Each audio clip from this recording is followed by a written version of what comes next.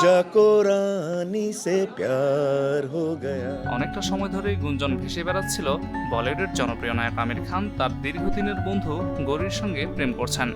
তবে এসবের গুঞ্জন উড়িয়ে দিয়ে রাগঢাক না রেখে সবকিছুই স্পষ্ট করেছেন এই নায়ক। মুম্বাইয়ে তার 60তম জন্মদিনে সুপারস্টার জানান তিনি টানা 1 বছর ধরে গৌরীর সঙ্গে সম্পর্কে রয়েছেন। তাদের রয়েছে দীর্ঘ 25 বছরেরও বেশি সময়ের পরিচয়।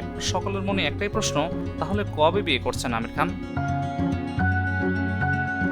তবে অভিনেতা অবশ্য অনেকদিন আগেই জানিয়েছিলেন তার তৃতীয় বিয়ে নিয়ে এই সম্পর্কের ঘনিষ্ঠতা।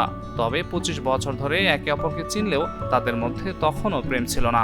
একদিকে যেমন স্ত্রী সন্তানদের নিয়ে সংসার করছিলেন আমির, তেমনই গৌরীও ছিলেন বিবাহিত।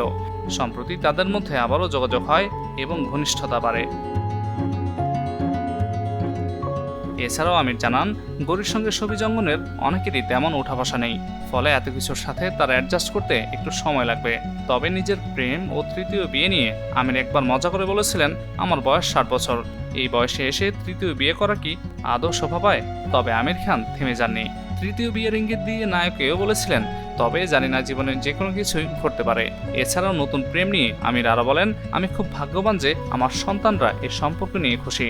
আর এই মন্তব্য প্রকাশ্যে আসার পরে নায়কের ভক্তদেরও বুঝতে বাকি নেই তৃতীয় বিয়ের জন্য অনেকটা এগিয়ে আছেন আমির খান। আমির খানের বৈবাহিক জীবন অনেক কিছুই স্পষ্ট করে দিতে পারে সকলকে। এই নায়কের প্রথম বিয়ে হয়েছিল রীনা দত্তের সঙ্গে, সেই ঘরে আছে 2 সন্তান। তবে 2002 সালে তাদের বিচ্ছেদ হয়ে যায়।